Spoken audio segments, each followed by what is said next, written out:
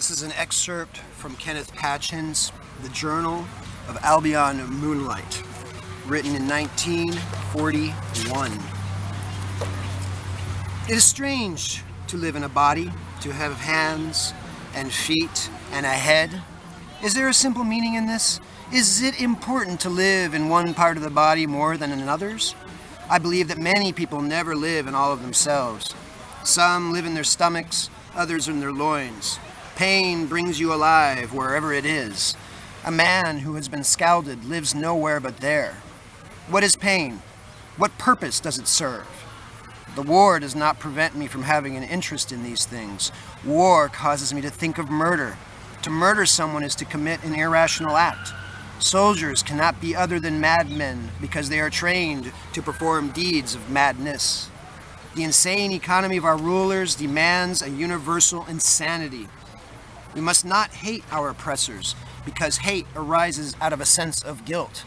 There is your monstrous farce. No man who ever stood up to authority, but did so with a sense of guilt. How they have trapped us. That's the secret of their power, for deep in all of us is a sense that they must be right. How else account for the defensive attitude of political martyrs? Why do revolutionists make out a case for themselves? Through what propulsion? Surely they know that the state will not recognize the truth in their plea, will not honor the arguments which they advance. Why is it not possible for one man to say to the state, "There is no need for me to offer a defense. It is you who are on trial. What do you have to say for yourself?" I know why.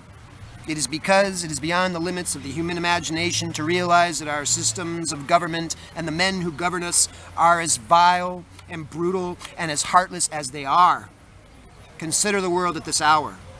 The overwhelming majority of human beings are hungry, ill-housed, diseased. Millions of men are proceeding systematically to blow each other to pieces. Why? Is it my fault? Is it your fault? Whose fault is it? Has anyone any conception of this thing? Men speak of God.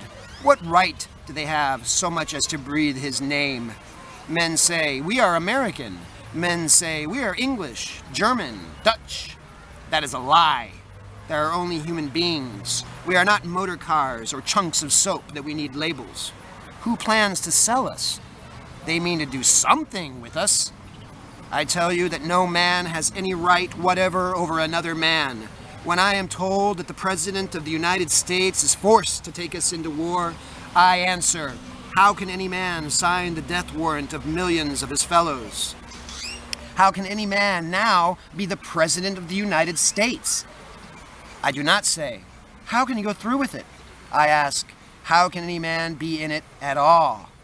The answer is simple. Power, career, prestige, glory.